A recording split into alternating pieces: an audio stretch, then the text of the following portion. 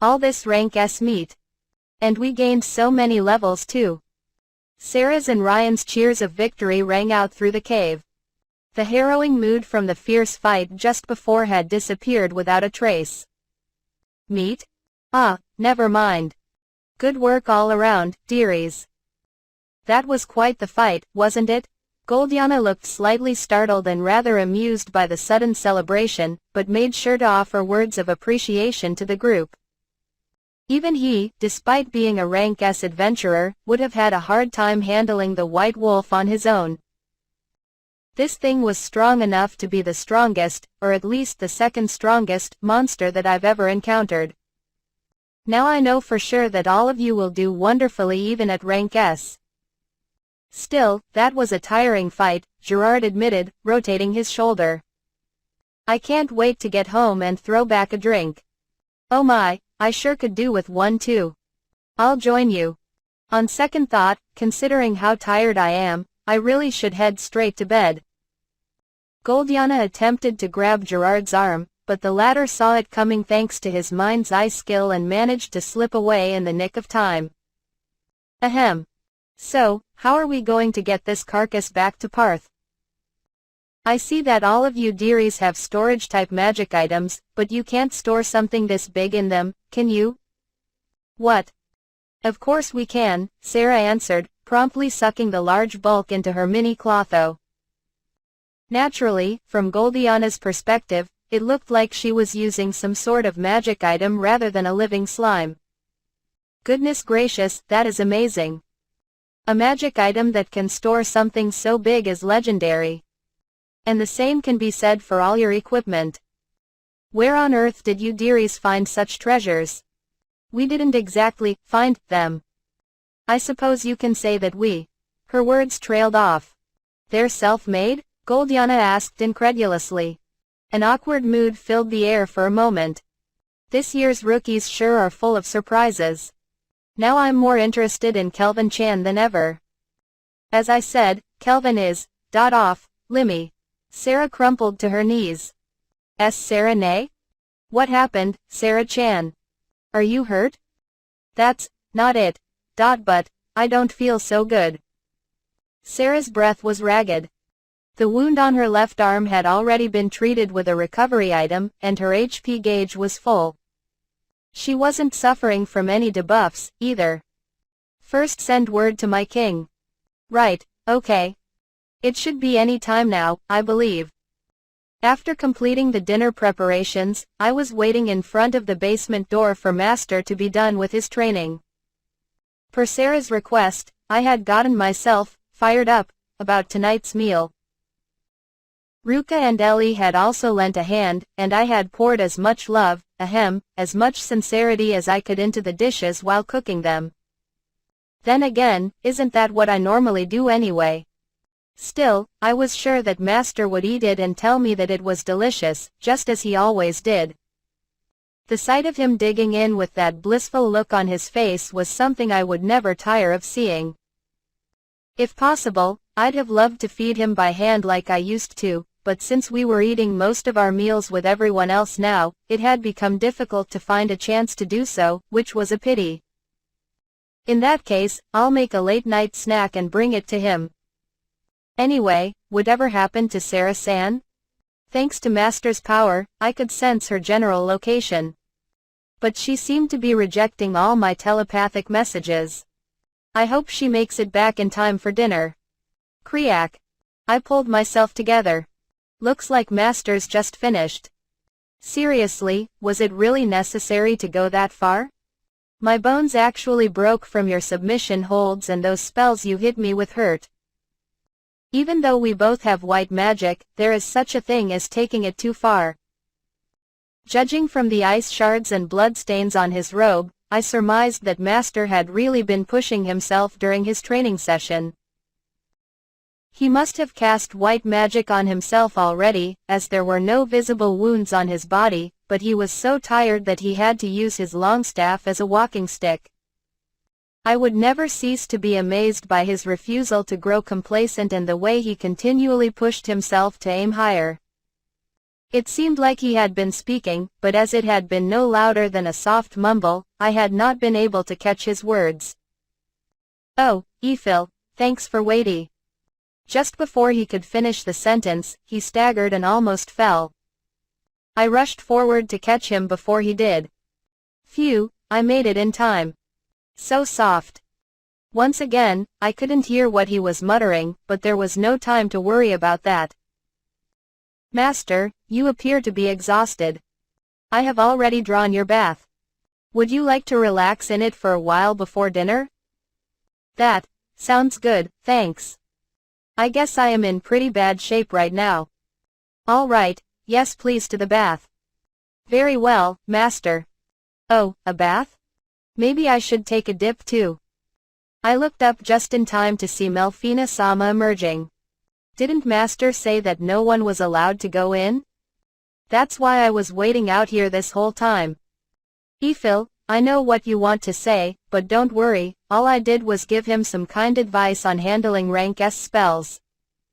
Were my thoughts so easy to read? It seems I still have a long way to go as a maid. That was kind advice. It was more like, beat it into him, from what I rem.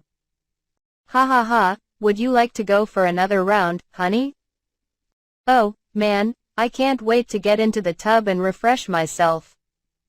Master seemed to miraculously recover and took off for the bath at top speed. What a relief, it looks like I don't have to worry about him. "Oh, master. I've already laid out a towel and a change of clothes in the dressing room." "Thanks, got it. And there, he's out of sight. Looks like Klo-chan's gluttony skill is working out well for him." "I'm sorry, Ephil, for breaking my promise and entering the training room by myself."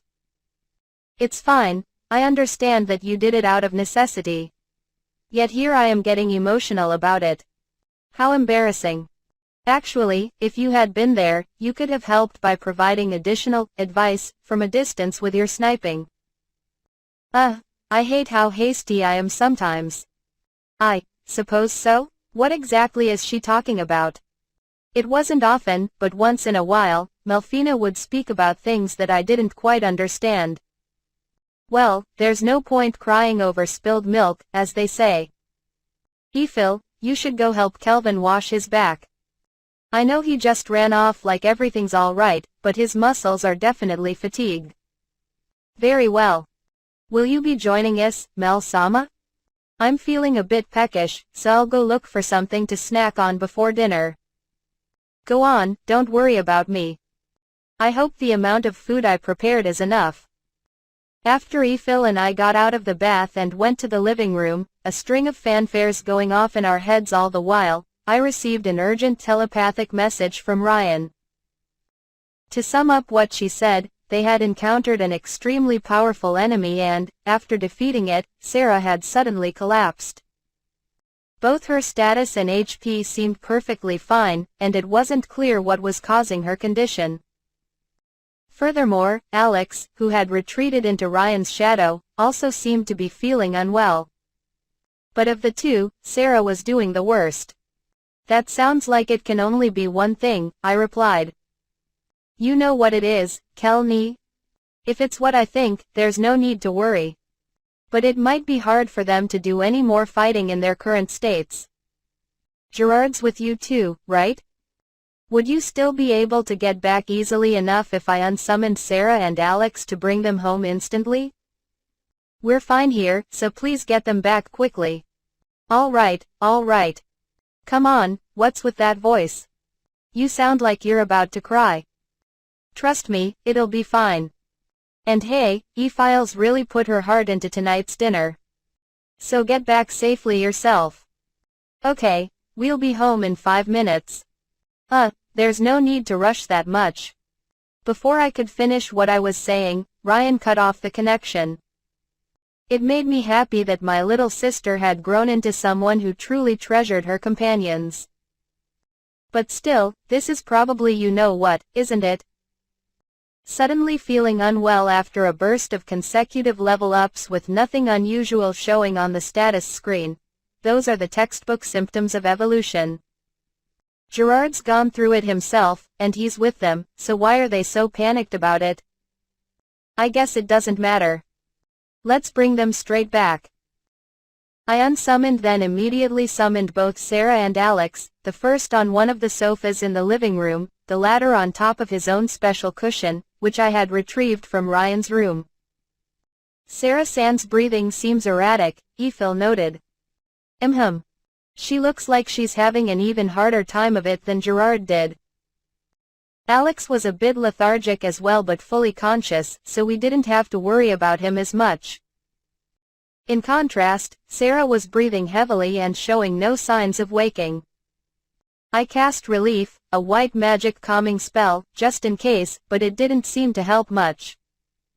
Melfina walked over to stand next to me. It appears that Sarah's body is undergoing a rather extensive transformation. She might turn into something quite incredible. Sarah. Although I was sure this was simply the process of evolution, I couldn't help but worry when I saw her this way.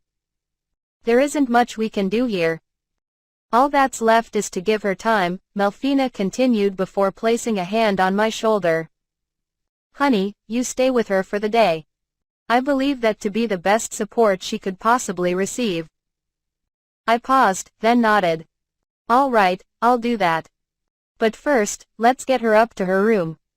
I carefully lifted her in the Princess Carrie pose. She was lighter than I'd expected. I made sure to be extra careful of the invisible horns on her head, lest they poked me. I'll bring up your meal later, Master. Thanks. After carrying Sarah to her room, a space filled with fishing equipment and modern-style costumes tailored by Eiffel, I tucked her into bed. Every once in a while, I cast white magic on her again, which seemed to improve her coloring a little, although I might have been imagining it. Geez, making me worry about you this much. Just wait till you wake up, I'm going to scold you like there's no tomorrow. Let's keep going with the white magic, I guess. Looks like this is gonna be an all-nighter. Having resolved myself to a long night, things were going well enough until a massively buff gay man with pigtails and blonde ringlets came pounding on our door. The golems on guard duty identified him as an enemy, which prompted Eiffel and Melfina to prepare themselves for combat as well. But that's a story for another time. Just thinking about dealing with the aftermath of that incident gives me a headache. I'm so sorry about what just happened. I found myself under attack, and my body simply reacted by itself. Ahaha, please don't worry about it, Goldiana-san. Oh, you can call me Pretia-chan if you like. I like to keep things casual. I will do my best. I was currently in the lounge, sitting across from a man who'd identified himself as a rank S adventurer. This big-boned individual with golden curls had been heading for our home when our golems had attacked him. Understandably, he had retaliated in self-defense, nearly obliterating them in the process. I mean, I know it was a mistake on the part of our golems and they're totally in the wrong, but if I saw him charging at me out of the blue, I'm sure I'd shift into battle mode too. I can't really scold them even if I wanted to. Pretia-chan was in a hurry because he was so worried about Saranae. But for some reason, the golems at our front gate were activated. You did a great job of stopping things before they got out of control, Ryan.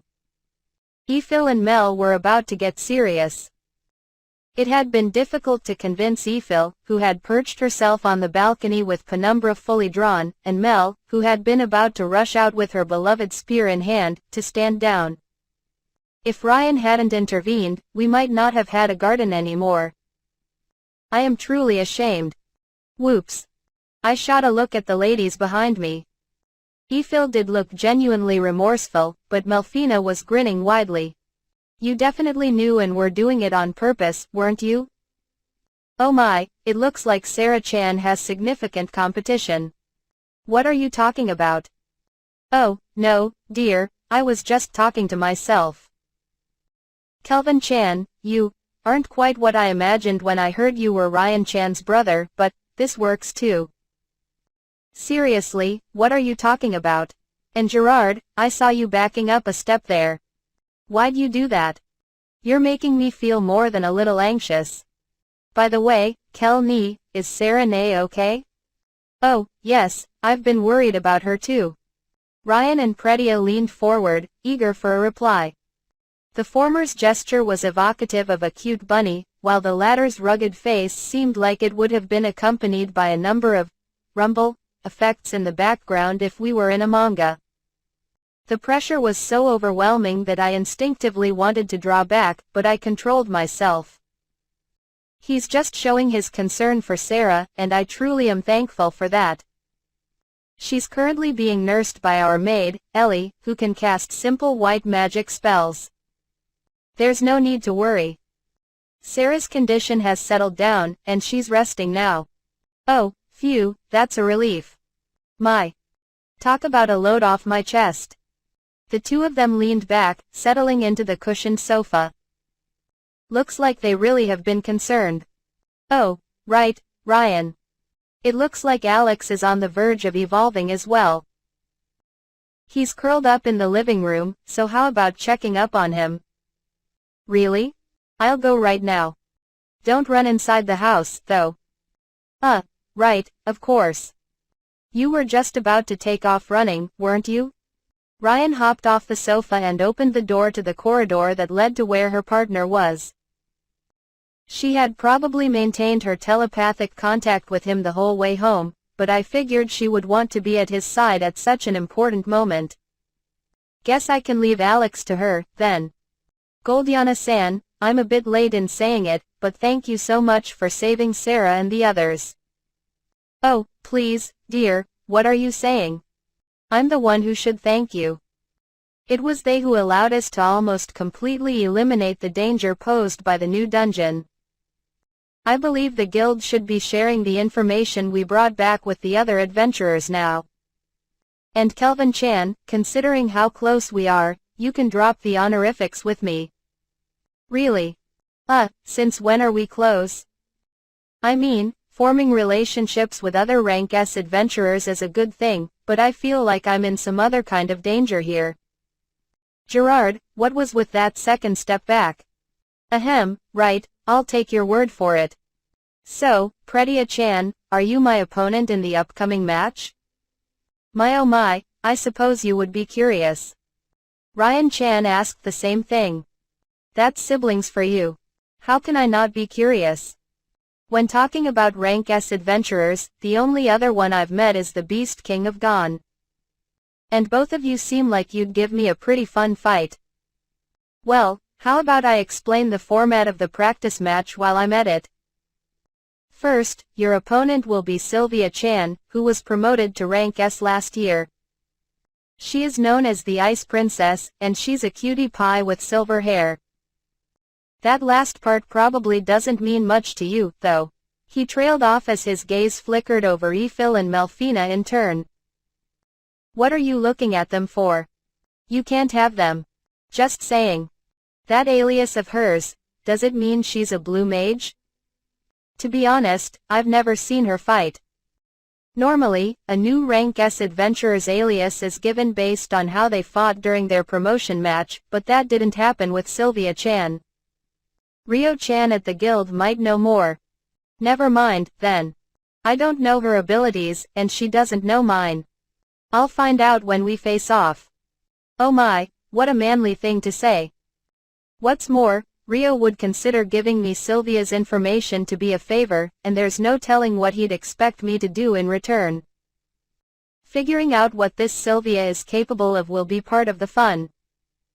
A lot of VIPs from different countries will be coming to watch. If they like what they see, they might try to scout you out. However, I've never heard of an adventurer actually agreeing to such an offer. And the guild leaves the decision to each adventurer's discretion. I have no intention whatsoever of being bound to a specific country. I've already told Rio that. Well, in that case, the guild should help you field the majority of those solicitations. They'll send you a summary afterwards, so make sure you take a look, all right, dearie? The guild will help me to block the solicitations? I can imagine how annoying it'd be turning them down one by one, so that's welcome news. But should we really be having so many VIPs gather in Parth when Tryson is clearly up to something? And how'd they all get the news so fast anyway? That leaves us with the format of the match. Among the VIPs will be the Oracle of Deramus, a cutie named Colette. You've heard of her, I hope? Yes, I have. Never mind having heard of her, I've gone dungeon delving with the heroes she summoned. Then that saves me the trouble. Colette Chan will erect a special barrier around the grounds where you'll be fighting. She'll also cast a spell on both of you, which will nullify the damage from one fatal blow.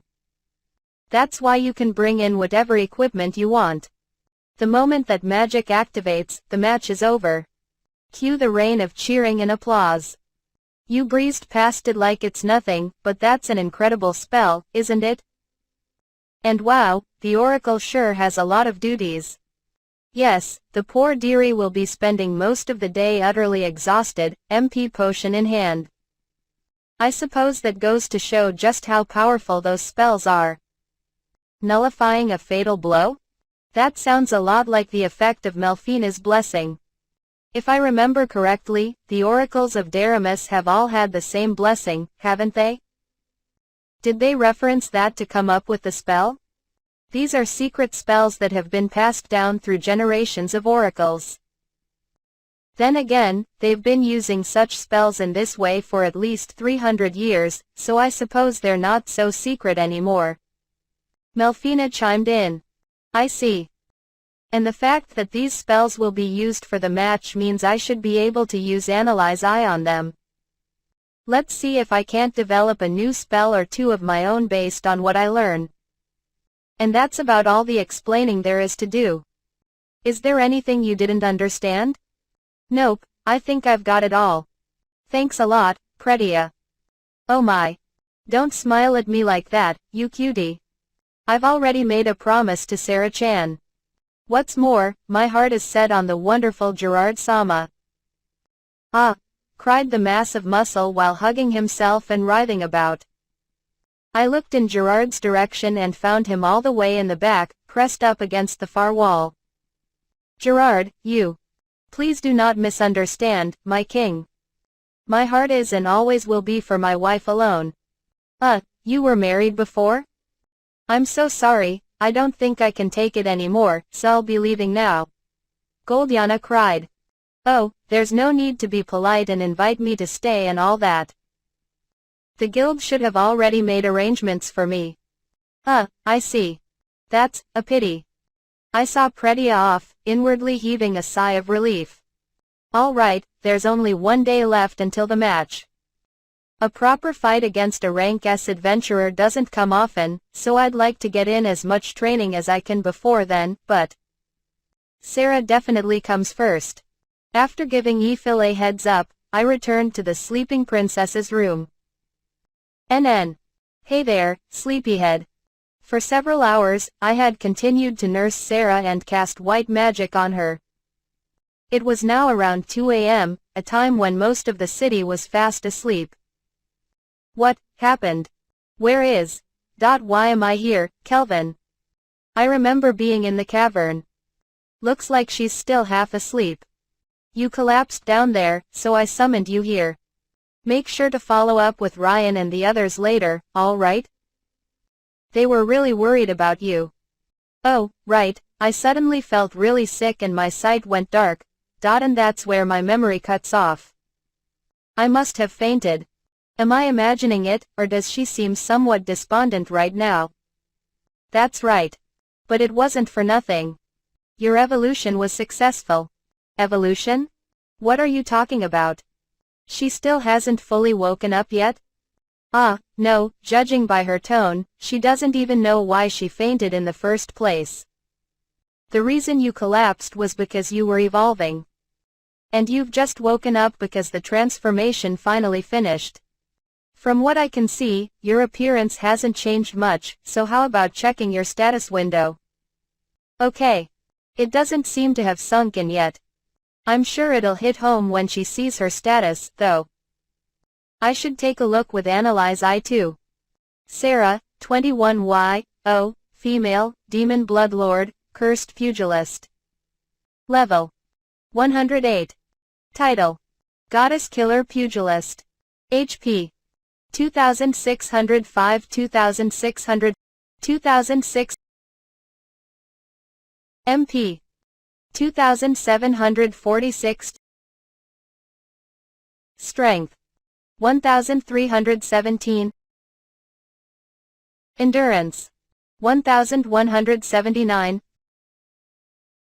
Agility: 1240. Magic: 1423. Luck: 1585. Skills: Blood Dominion. Unique skill: Bloodbending. Unique skill: Combat Technique. Rank S. Black Magic. Rank A. Flight. Rank B. Presence Sensing. Rank A. Danger Detection. Rank A. Magic Detection. Rank A. Concealment Detection. Rank A. Dancing. Rank B. Musical Performance. Rank B. Super Luck. Rank B. Passive effects: Blessing of the Demon Lord, Summoning, Magic Supply. Rank S. Concealment. Rank S.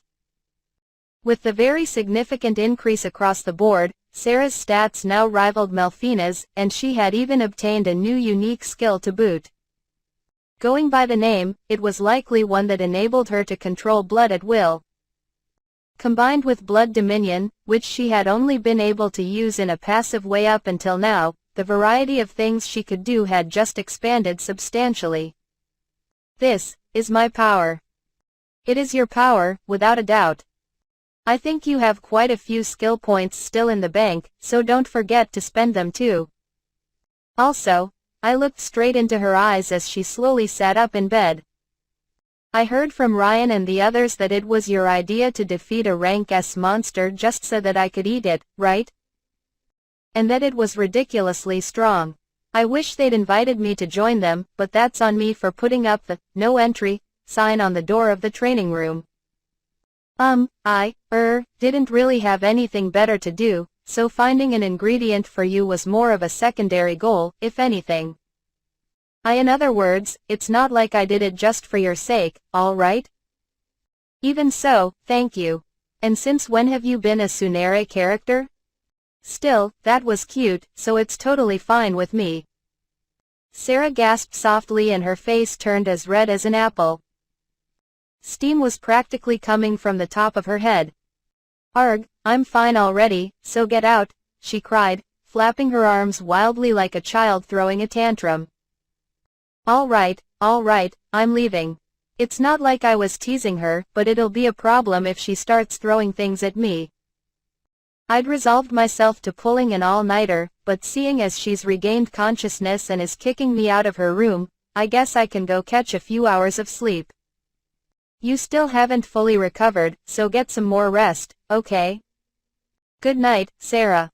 HMPH, she snorted, turning her head away. But after a short pause, she followed it up with a proper good night. Here's hoping she'll be back to her usual good mood by morning. A huge yawn came to me unbidden. Wow, the sleepiness really hits like a brick when I relax. I really should get to bed. I stumbled back to my own room, where I found Melfina fast asleep in my bed for some reason.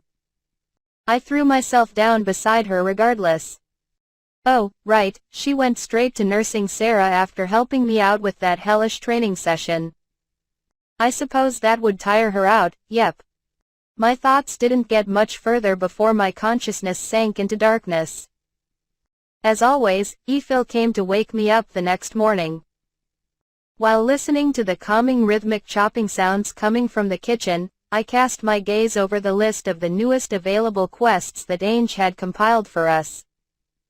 The door suddenly banged open. Thank you for the wait, everyone. I am fully recovered. Well, someone's up early today. Oh, only you and Ethel are here? Normally, at this hour, Sarah would be fast asleep. Melfina was. Well, Melfina, but even Ryan was still in bed. Ethel was busy preparing breakfast, and Ellie was outside watering the garden. Gerard and Ruka went out for a walk. The rest are either sleeping or busy with something. I even went to the trouble of getting up early to show my new self off. Your appearance hasn't changed, though, has it? That's where you're wrong. My horns and wings got cooler. Which won't be visible unless you take off your hair clip. In any case, I'm glad to see you back to your normal self. At least your mood's improved. What a relief.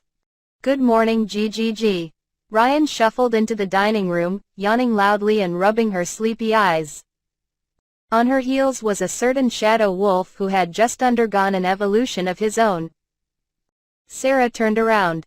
Good morning, Ryan. You're up early today. Ryan stopped for a moment as her mind rapidly caught up. Sarah, nay. You're all better, she cried, lunging forward to wrap the other in a hug. What an heartwarming scene that is. All thanks to you. Sorry for making you worry. And you too, Alex. Sarah turned to look at the wolf and stopped short. Oh right, I should probably share his new status with everyone. Alex, 3Y, male, Herovidner. Level 92. Title: Hero's Partner. HP: 1637 1. MP: 560 Strength: 1154. Endurance: 712. Agility: 889. Magic: 556. Luck: 498. Skills: Shadow Travel. Unique skill: Creeping Darkness. Unique skill: Sword Mastery, Rank S. Acrobatics, Rank S. Olfaction, Rank A. Covert Action, Rank A. Concealment Detection, Rank B. Herculean Strength, Rank A. Passive Effects. Summoning, Magic Supply, Rank S. After checking the network, Sarah murmured, "You sure have grown a lot." Arf. With his evolution, Alex's species had changed. Both his stats and physical size had seen remarkable growth. Even when sitting, his head nearly reached the ceiling now. Instead of looking at him, it was more accurate to say that we were looking up at him. When he had entered the room, he had barely fit through the door. Looks like I'll need to forge him a set of equipment on the scale of Gerard's greatsword. That's right. And he's grown so much stronger. Last night, I couldn't wait and brought him down to the training room for some special training. And, Ryan went on and on about her partner for a while, causing a questioning look, almost as if asking, you were worried about me too, right? To come over Sarah's face. You finished your evolution as well, right, Sarah? It feels like you have this dignified aura now. You can tell? You really are different. Kelvin just told me that my appearance didn't change at all. So rude, right? You see, this part of my horn. Whoa, how did Ryan turn that situation back around? What a frightening child. Or, I guess in this case most of the credit goes to Sarah's easy-to-please nature. Oh, before I forget, Kelvin. Yeah? Yesterday, here, Sarah abruptly turned away. Thanks for yesterday. I owe you one. I would be happier if you could actually look me in the eyes while saying that. The answer that I got, delivered with absolute confidence, was a simple, I can't yet.